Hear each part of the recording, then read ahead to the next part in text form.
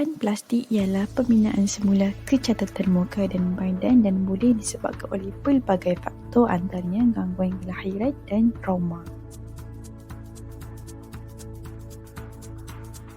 Pembedahan plastik bermaksud pembuatan semula dan merupakan pembaikan kecacatan sejak lahir.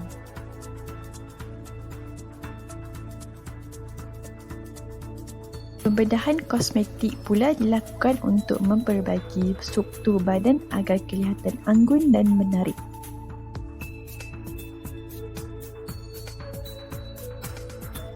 Pembedahan kosmetik dapat meningkatkan daya tarikan estetik, simetri dan penampilan pesakit seperti pembedahan memancungkan hidung dan runcikan dagu.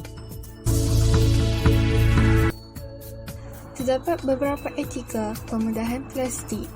Yang pertama, menghormati maruah manusia. Yang kedua, penjagaan yang baik. Yang ketiga, memilih siapa yang akan berkhidmat. Dan yang keempat, penjagaan kesihatan yang baik.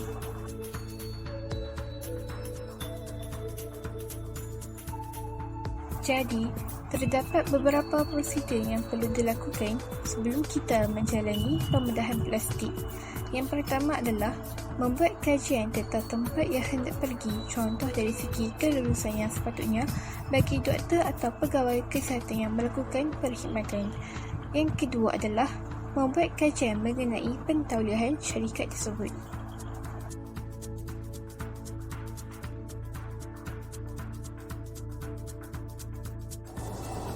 Apakah hubung kait antara mereka yang melakukan pembedahan plastik dengan agama? Dalam agama Islam, hal ini dapat dijelaskan melalui surah di dalam Al-Quran, iaitu surah An-Nisa ayat 119. Ayat ini menerangkan bahawa seseorang tidak boleh melakukan perubahan kepada anggota badannya tanpa keperluan yang penting. Di dalam agama Islam, hukum manusia melakukan pembedahan plastik adalah wajib sekiranya bagi tujuan perubatan seperti menutup luka. Manakala harus sekiranya ingin menyempurnakan atau mengembalikan fungsi tubuh badan.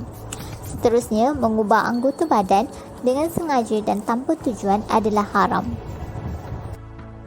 Apakah kebaikan serta keburukan kepada pembedahan plastik dan kosmetik? Kebaikan: meningkatkan tahap keyakinan diri seseorang yang mempunyai kecelakaan pada tubuh badan.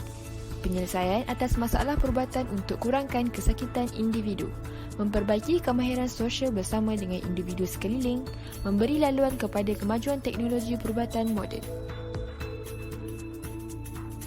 Beralih kepada keburukan. Pertama, antara kos pembedahan yang tertinggi, kebarangkalian komplikasi berlaku tinggi, jangkaan terhadap pembedahan tidak selalunya realistik, hasil pembedahan mungkin tidak akan kekal, pesakit barangkali mengalami ketagihan yang mendorong kepada body dysmorphia disorder.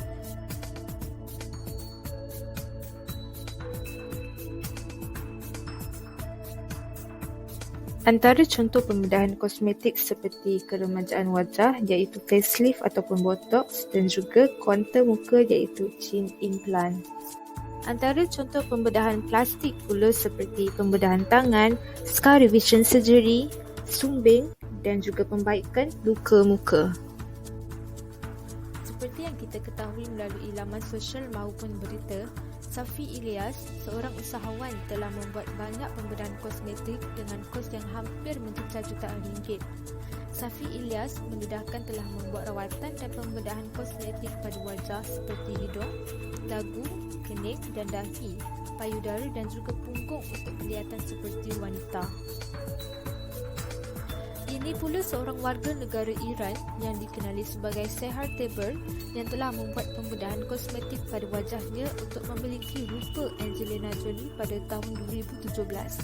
Akan tetapi, wajahnya telah berubah menjadi seperti orang yang sakit. Fitrah manusia menyukai kecantikan dan inginkan kecantikan. Cantik itu adalah anugerah.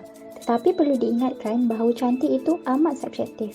Kita tidak perlu berlumba-lumba mengikut trend semata-mata untuk kelihatan cantik dan sempurna di mata semua orang. Sebagai umat Islam, kita hendaklah sentiasa bersyukur dengan rupa paras yang telah Allah ciptakan untuk kita. Kita perlulah memperbanyakkan rasa syukur kepada Allah Subhanahu Wa Taala kerana ia adalah tanda keteguhan iman di atas segala nikmat kurnia-Nya yang tidak terhingga. Itu sahaja daripada kami kumpulan 3. Terima kasih.